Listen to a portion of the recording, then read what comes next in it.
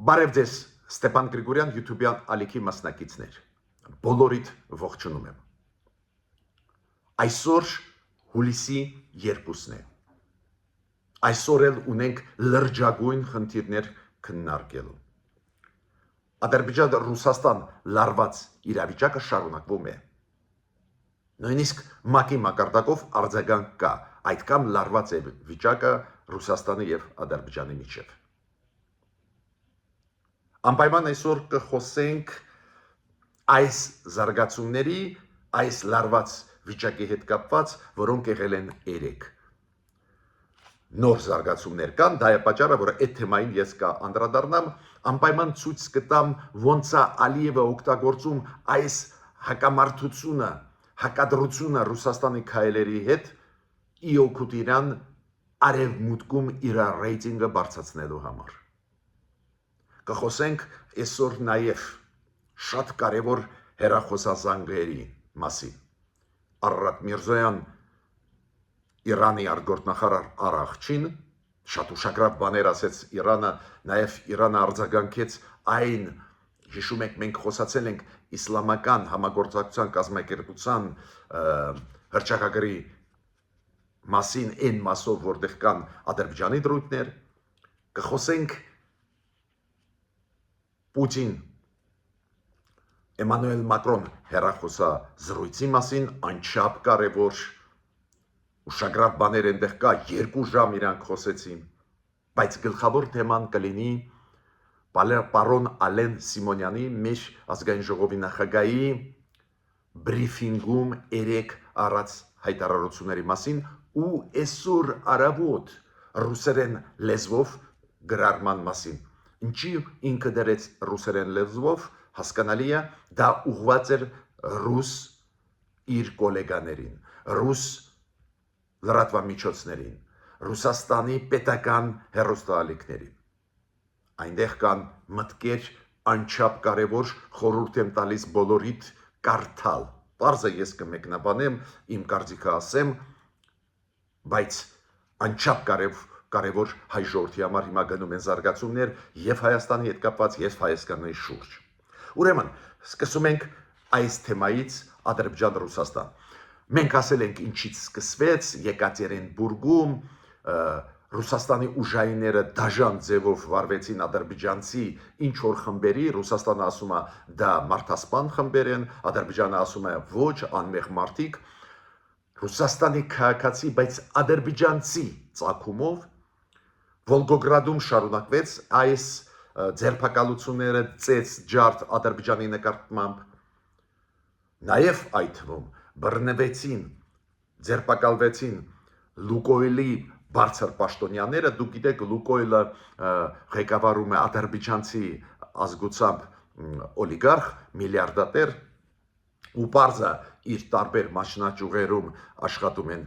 մեծ մասը ադրբեջանցի ազգությամբ, այս մարդկանցից մեկին ձերբակալեցին մեծահարուստ, ձերբակալեցին նաև Եկատերինբուրգի Ադրբեջանի համայնքի, ադրբեջանցիների համայնքի ղեկավարին, ազգանունը Շիխլինսկի, Ադրբեջանը պատասխանեց, դուք գիտեք, Սպուտնիկ Ադրբեջան 2 լրագրող ձերբակալվեցին, էլի մի լրագրող ինչ որ Ռուսաստանից եկավ ժամանակավորապես Ադրբեջան ինքն էլ ձերբակալվեց, բայց ամենակարևորը երեք Ադրբեջանի հատուկ ծառայությունները բռնեցին մի խումբ ռուսներ IT ոլորտի 8 հոգու, բոլոր 8 հոգուն ձերբակալեցին, դատարանով 4 ամիս տվեցին, կալանավորեցին, իրենց մեղադրում են նարկոտրաֆիկի մեջ, թմրադեղերի տարածման մեջ, ինտերնետի, IT միջոցներով։ Ինչքան դա հիմնավորված մեղադրանքներ են եւ Ռուսաստանի կողմից ադրբեջանցիների դեմ, ադրբեջանցիների կողմից, Ադրբեջանի կողմից ռուսների դեմ, դժվարանում եմ ասել, քանի որ այդ պետությունները դեմոկրատական պետություններ չեն, հեռու են դեմոկրատիայից, այնտեղ օբյեկտիվ ինֆորմացիա ստանալ դժվար է, բայց մեկ բան պարզ է, սրվում են հարաբերություններ։ Կա ինֆորմացիա, որ կարծես թե 1-2 հոգու հիմա բաց թողեց Ռուսաստանը, այդ Շիխլինսկուն եւ Լուկոյլի մեծահարուստին, ադրբեջանցիների ազգությամբ, Դժվար է ասեց կհաստատվի այդ ինֆորմացիան թե ոչ, բայց լարված է վինչակը Ռուսաստանի եւ Ադրբեջանի միջև։ Ադրբեջանի մամուլը ասում է, որ պլանավորվում է ընդհանրապես ռուսաց լեզուն հանել դպրոցներից Ադրբեջանի, ու դա ասում են պետական ալիքները։ Այնտեղ ամեն ինչ վերահսկվում է Ադրբեջանում, դուք գիտեք, բավական կոշտ ավտորիտար ռեժիմ է, պատահական ոչ մի բան չի լինում։ Արձագանքեց այս process-ին նույնիսկ ՄԱԿ-ը։ ՄԱԿ-ի գլխավոր քարտուղարի Գուտերեշի պաշտոնական ներկայացուցիչը հայտարարությունով հանդես եկավ, որ հույսով են, որ դիվանագիտական ճանապարհով կլուծվեն հարցերը Ռուսաստանի եւ Ադրբեջանի միջև։ Շատ հետաքրքիր է, ոնց է օգտագործում այս սկանդալային վիճակը Ռուսաստանի հետ Իլհամ Ալիևը, շատ վարպետորեն։ Ադրբեջանը տարածում է ինֆորմացիա աշխարհին, որ տեսակ մենք պայքարում ենք Ռուսաստանի դեմ, ուրեմն աջակցեք մեզ, դա ինչի համար է։ Դուք գիտեք, Արևմուտքը իդեմս Եվրոմիության Միացյալ Նահանգների լրջագույն դիտողություններ ունեն Ալիևի նկատմամբ իր քաղաքականության ներսում երկրի, որտեղ որ 1000-ից ավել ի պաշտոն է, քաղբանդարկյալներ են։ Ու պարզ է, որ Իլհամ Ալիևը դրանով ուզում է սիրաշահել Արևմուտքը։ Վարպետորեն օգտագործում են նույնիսկ բավական ծանր վիճակը իր համար հիմա Ռուսաստանի զարգացումների մեջ։ Զելենսկին Ուկրաինայի նախագահան հերախոսազրույց ունեցավ Իլհամ Ալիևի հետ իր նախաձեռնությամբ, աջակցություն իրան տվեց, ցավակցություն հայտնեց Եկատերինբուրգում երկու ադրբեջանցի սպանության պատճառով, նույնիսկ չխորանալով այն թեմայի մեջ, որ այդ ադրբեջանցիք կարող է իրոք մարդասպաններ էին։ Դժվար է ասել հավատալ Ռուսաստանի քննչական մարմիններին, թե ոչ մենք կարող ենք, թե ոչ, բայց նույնիսկ այդ դեպքում ինքը ցավակցություն հայտնեց։ Ադրբեջանի եւ Ուկրաինայի նախագահները փոխադարձաբար ճանաչեցին իրենց տարածքային ամբողջականությունը, սուվերենությունը, то есть Ադրբեջանը ուժեղագույն հարված տվեց Պուտինին, որը անընդհատ ասում է, որ ռեալությունները պետք է հարգվեն։ Մենք գրավեցինք 4 տարածքներ, 4 շրջաններ Ուկրաինայի, ու աշխարհը պետք է ընդունի դա որպես ռուսական տարածքներ, ռուսաստանյան ու փաստորեն Ալիևը ստեղ ուժեղ հարված դիվանագիտական քաղաքական տվեց Ռուսաստանին։ Զելենսկին Ալիևի հետ նաև քննարկեցին ու Զելենսկին շնորհակալություն հայտնեց այն աջակցությանը, որը տալիս է Ադրբեջանը հումանիտար ոլորտում Ուկրաինային, շնորհակալություն հայտնեց, որ Ուկրաինայի քաղաքացիները Իրանից պատերազմի ժամանակ դուրս են բերվել հենց Ադրբեջանի տարածքով, փոխադարձ դաշնակիցները տեսակ ոնց են իրանց աջակցում։ Բայց այս պատմության մեջ ես ուշադիր հետևում եմ ոնց են պահում ադրբեջանցի ազգությամբ մեծահարուստները Ռուսաստանում։ Միանշանակ Ադրբեջան պետության կողմ են։ Իրանք քաղաքացի են Ռուսաստանի։ Իրանք մեծահարուստ են Ռուսաստանում։ Ի վերջո այս քայլերը Ռուսաստանը կարող են իրենց նույնիսկ վախացնեին, սուսպուս կնստեին։ Հիմա պարզվեց այս երկու մեծահարուստներին ում ձերբակալեցին Ռուսաստանի հատակծառայությունները, իրանք միանշանակ կողմ էին Ադրբեջանի ու չկոտրվեցին, կոպիտ ասած։ Ադրբեջանը հիմա սատար է կանգնում, որ իրանց ազատեն ու կա ինֆորմացիան, որ Ռուսաստանը ստիպված ազատեց, թող հաստատվի այդ ինֆորմացիան, բայց ինչն է կարևոր, ոնց իրանք պահեցին։ Հիմա նայենք ոնց են պահում առանձին մեծահարուստ հայերը Ռուսաստանում գտնվող կամ եկած Հայաստան։ Մեծահարուստ հայերը, բոլորի մասին չի խոսքը, Ռուսաստանում մեր համայնքը, հայ համայնքը հայրենասեր է, սիրում է հայրենիքը, պայքարում է, աջակցում է հայրենիքին, մենք գնահատում ենք ու գիտենք դրա մասին։ Բայց առանձին մեծահարուստները, որ ասում են օլիգարխները, ոնց են իրենց պահում։ Օրինակ, ինձ շատ զարմացրեց ու ցավ ապրեցի այն տեքստը, որը հրապարակվեց Սամվել Կարապետյանի անունից, դե ինքը հիմա գիտեք բանտում է, 2 ամսով կալանավորված է, այդ տեքստը, վերջի տեքստը, չեմ հիշում, 3-րդ տեքստն էր, որը հրապարակվեց 3 չարաչորը։ Այդ տեքստում ես կարդացի ապշած էի։ Ինքը ասեց, որ մենք մեր պայքարով կվերականգնենք Հայաստանի սուվերենությունը եւ կվերադարձնենք Հայաստանին վստահելի դաշնակցու իմիջը, վարկանիշը։ То есть ինքը նկատի ունի, որ այ գործող իշխանությունները խաբեցին Ռուսաստանին, կոպիտ ասած, որպես դաշնակից չպայեցին, մենք դա կվերականգնենք։ Պատկերացնում եք, Ռուսաստանը Արցախը օտարեց հայ ժողովրդից։ Հայաստանը միջև վերջ որպես դաշնակից էր պահում։ Դուք հիշում եք 2019 թիվը հեղափոխությունից հետո Նիկոլ Փաշինյանը որոշում ընդունեց Սիրիա ուղարկել խաղաղապահ փոքր խումբ, բայց խաղաղապահներ ռուսական զորքերի հետ միավորվելու։ Լեգիտիմացրեց Ռուսաստանի ռազմական ներկայությունը Սիրիայում։ Դրա համար Հայաստանը հուշկու քննադատություն ստացավ ամբողջ աշխարհից, բայց հետ չկանգնեց դաշնակցային իր պարտականություններից։ Հայաստանը բոլոր առանց բացառությամբ մինչև 2022 թիվ բոլոր առանց բացառությամբ ՄԱԿ-ի քվեարկություններով, ԵԱՀԿ-ի քվեարկությունով, Եվրոխորհրդի քվեարկությունների ժամանակ իօգուտ Ռուսաստանի քվեարկում էր։ Ու հայ մեծահարուստ մարդ Սամվել Կարապետյան ասում է, որ Հայաստանը վստահելի դաշնակից չի։ Գիտեք, ես մի խնդրանք ունեմ, խոսքի ազատությունը հարգվում է Հայաստանում։ Բայց եթե մարդը ասենք մեծահարուստ է, դա չի նշանակում, որ ինքը արտաքին քաղաքականությունից անպայման պետք է ամեն ինչ հասկանա։ Էս է տարբերությունը։ Ադրբեջանցի մեծահարուստները Ռուսաստանից կանգնած են Ադրբեջանի թիկունքում։ Հիմա անցնում եմ մյուս թեմային, շատ կարևոր Միրզոյան Արաղչի Իրանի արտգործնախարարի հետ հեռախոսազրույցը։ Մեր ԶԼՄ-ները, մեր արտգործնախարարությունը ասեց, որ այս հեռախոսազրույցի ժամանակ Հայաստանի արտգործնախարարի Իրանի արտգործնախարարի հետ քննարկվեցին այս զարգացումները վերջի տարածաշրջանում։ Նու հասկանալի է, Մերձավոր Արևելք,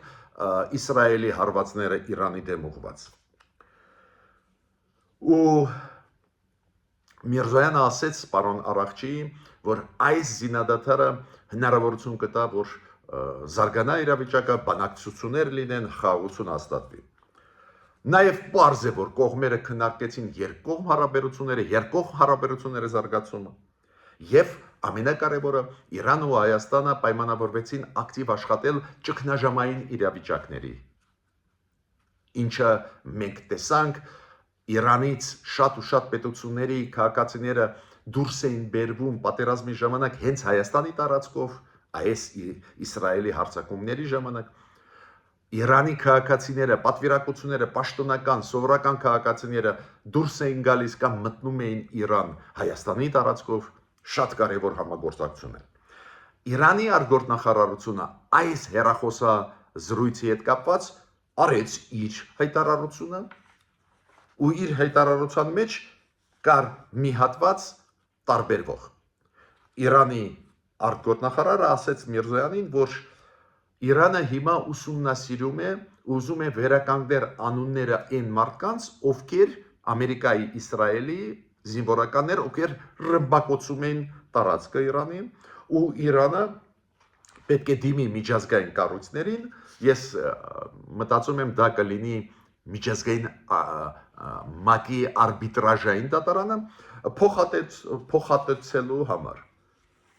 Իրանը ինչ է ասում։ Պարզվեց, որ ոչ մի միջուկային զենք մենք չունենք, ուրեմն իզուրեր այդ հարվածները, ուրեմն այդ հարվածների համար պետք է պատասխան տան ու փոխհատուցեն ամերիկացիք եւ Իսրայելը։ Հիմա շատ կարևոր ինֆորմացիա։ Հիշում եք, ես աղազանգել եմ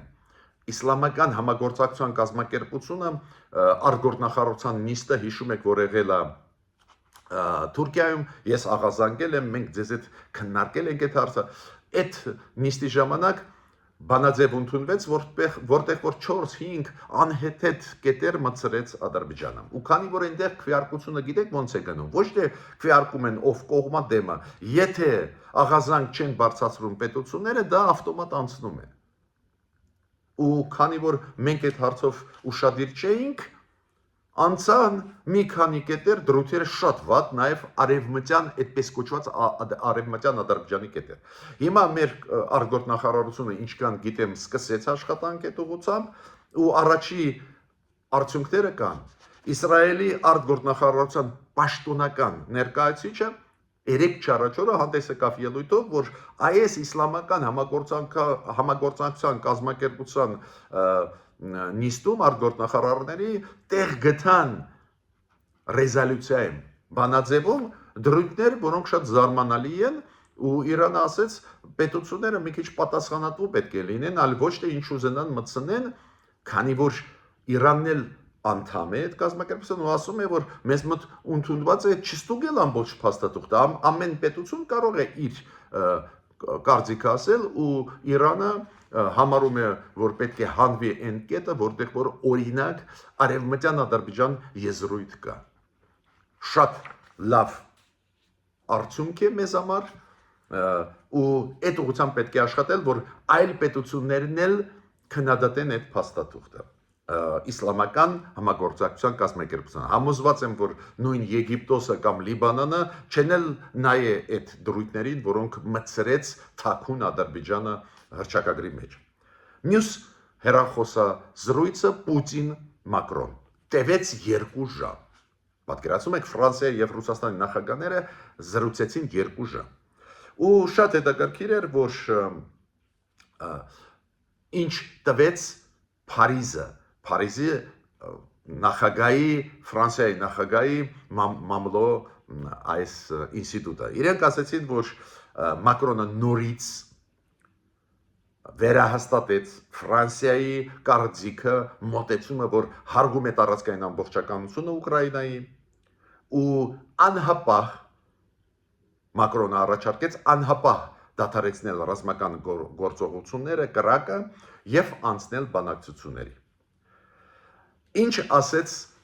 ռուսական մասը, կոպիտ ասեց Կրեմլի, Պուտինի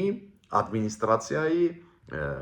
պրես քարտուղարությունը, մամլո քարտուղարությունը,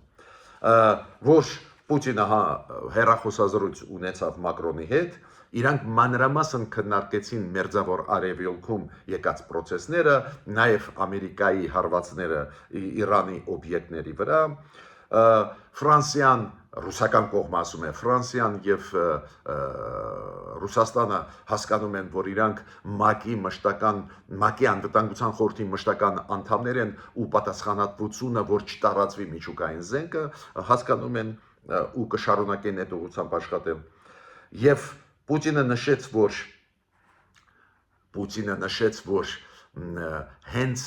պատերազմը Ուկրաինայում դա արդյունք է արևմուտքի քաղաքականության, դու գիտեք, Ռուսաստանը սիրում է ուրիշների վրա գցել պատասխանատվությունը, իրանք սկսեցին պատերազմ Ուկրաինայի դեմ, ու իրանք ասում են արևմուտքը մեղավոր է, ու հաղորդագրության մեջ Կրեմլի դա է նշված,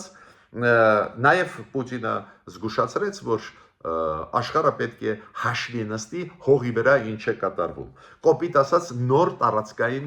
ռեալությունները։ Պուտինը ասում է, մենք գրավեցինք 4 շրջան Ուկրաինայի, ուրեմն իրենք մերն են։ Պարզ է Մակրոնի Փարիզի հաղորդագրության մեջ այս ձևի բաներ չկան։ Հիմա ես ուզում եմ անցնել կարևորագույն ու գլխավոր այսօրվա հարցին։ Ալեն Սիմոնյանը երեկ ազգային ժողովում անցկացրեց բրիֆինգ։ Դուք գիտեք, այդ բրիֆինգը ընդունված է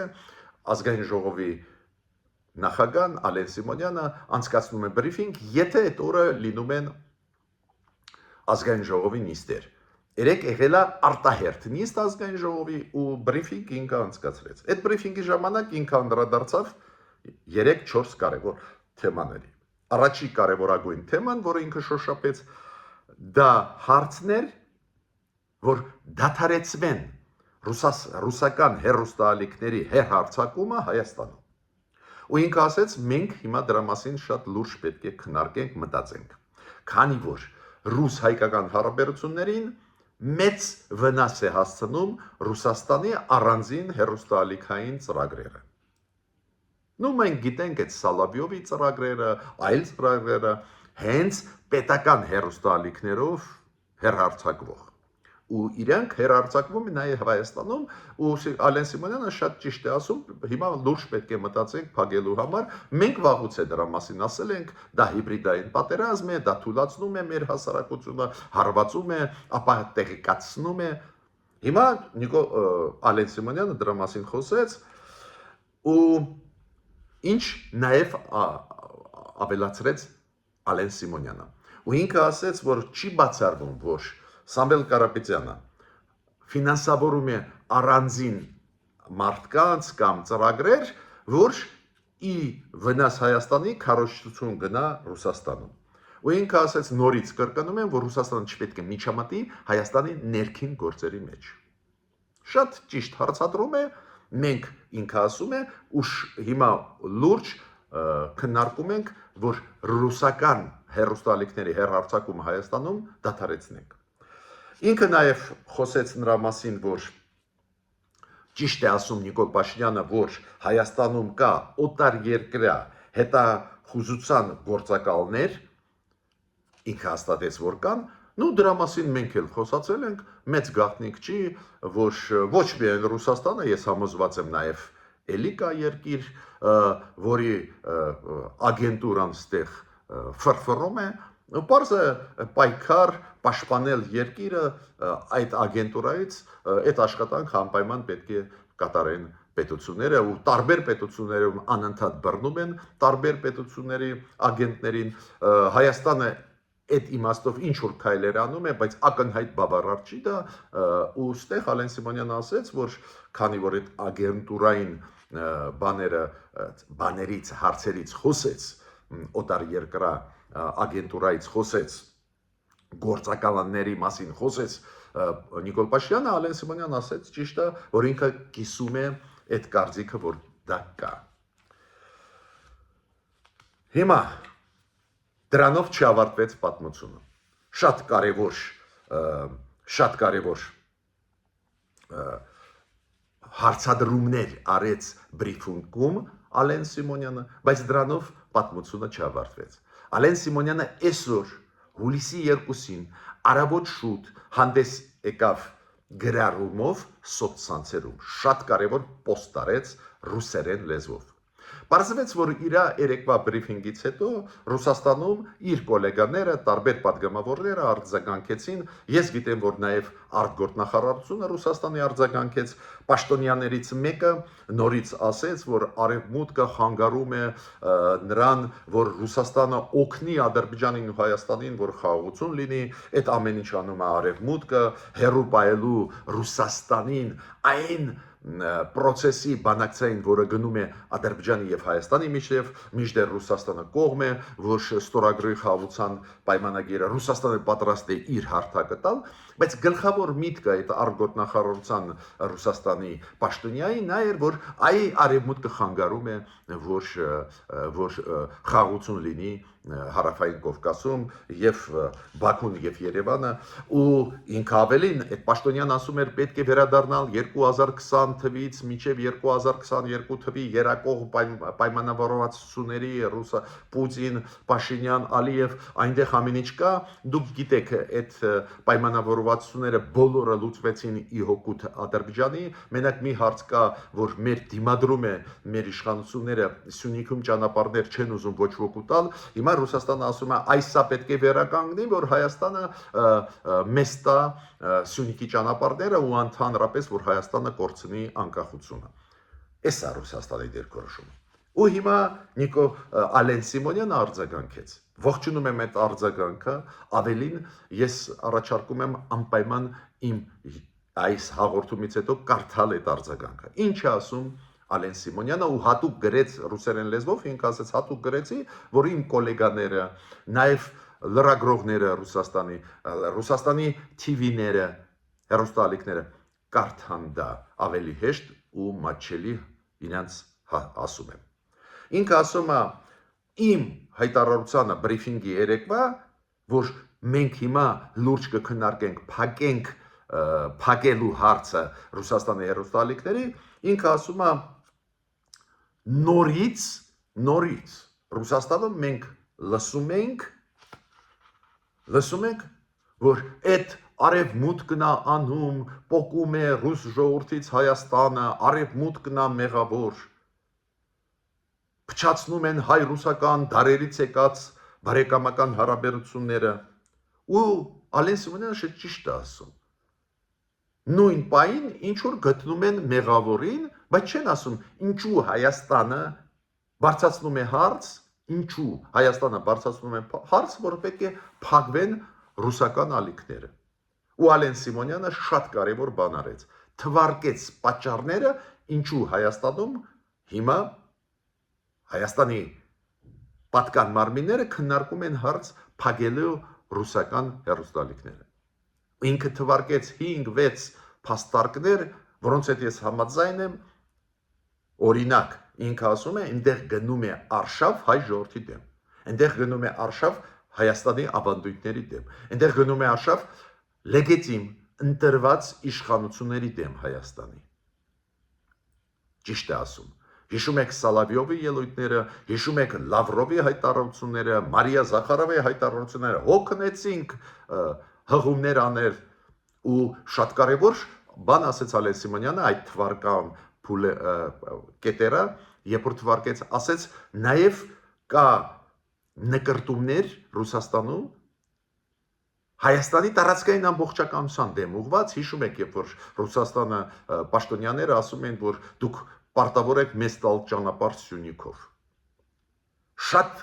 լավ գաղափար էր Ալեն Սիմոնյանի կողմից։ Դոս ինքը ասում է փոխանակ դուք Ռուսաստանում մտածեք ինչու Հայաստանում մենք ստիպված ենք նստել մտածել փակելու ձեր հեռուստաալիքները։ Դուք գցում եք արևմուտքի վրա, NGO-ների վրա, ոչ կառավարական կազմակերպությունների վրա։ Նույն բարերը կրկնում ենք, փորձում եք Ուկրաինայի հետ զուգահեռներ անցկացնել։ Ուկրաինայի խնդիրը այլ խնդիր է, մերը այլ խնդիր է։ Ու ամենակարևոր միտքը Ալեն Սիմոնյանը ասեց, որ հայ-ռուսական հարաբերությունների փչացման հարցով շատ մեծ հաջողությունների հասան հենց ռուսական հեռուստաալիքները, հենց ռուսական ԶԼՄ-ները, հենց ռուսական խմբագիրները։ Համաձայն եմ իր մոտեցման հետ ու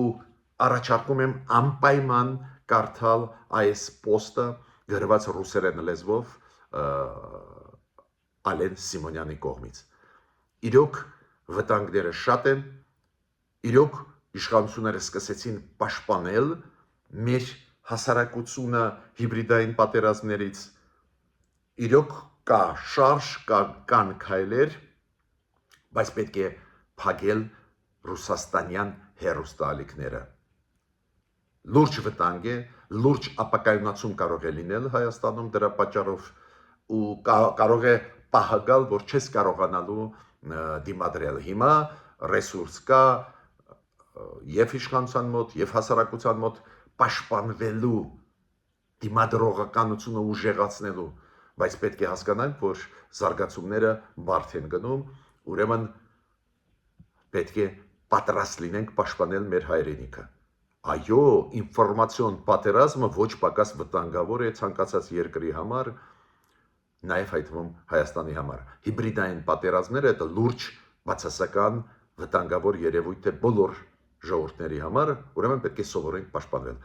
Ես ավարտեցի իմ այսօրվա ելույթը, խնդրում եմ բաժանորդագրվել, կիսվել, լայքել, մինչ նոր հանդիպումներ։